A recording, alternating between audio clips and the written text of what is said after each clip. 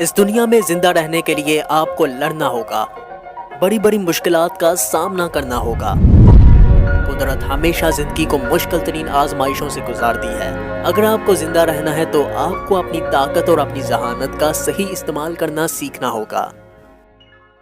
बका की एक ऐसी ही जंग चूंटियां भी बरसों से लड़ती आ रही हैं। इस डॉक्यूमेंट्री में आप फायर आर्ट्स की उन खास तकनीक्स के बारे में जानेंगे जिनसे ये चूंटियां बड़े बड़े सैलाब और सुनामियों में भी जिंदा बच जाती हैं।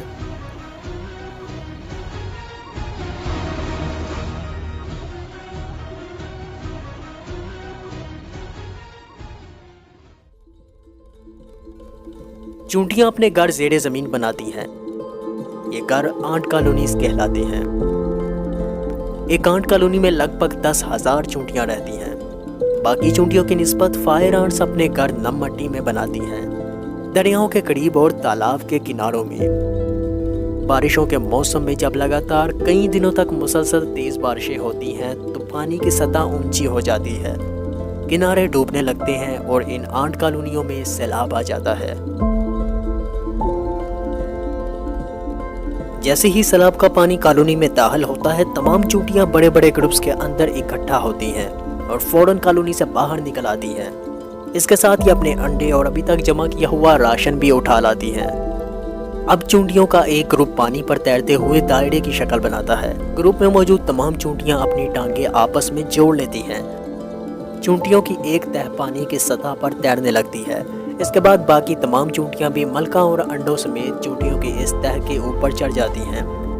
किसी भी कॉलोनी का सबसे अहम काम मलका को बचाना है, क्योंकि कॉलोनी में सिर्फ मलका ही अंडे देती है, बाकी तमाम चूंटियां बांझ होती हैं।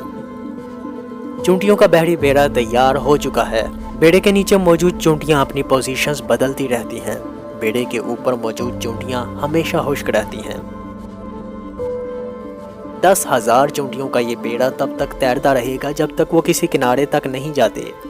इसमें कई हफ्ते भी लग सकते हैं और इस दौरान चूंटियों को पानी में मौजूद मछलियों और दूसरे जानदारों से भी बचना पड़ता है, जो देखते ही उन पर हमलावर हो जाते हैं। ये टेक्निक कितनी अमेजिंग है।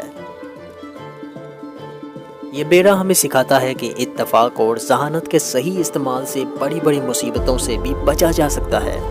बहुत जल्दी ये बेड़ा किसी किनारे से जा लगेगा और ये चूंटियां एक नई कॉलोनी में फिर से जिंदगी की नई शुरुआत करेंगी।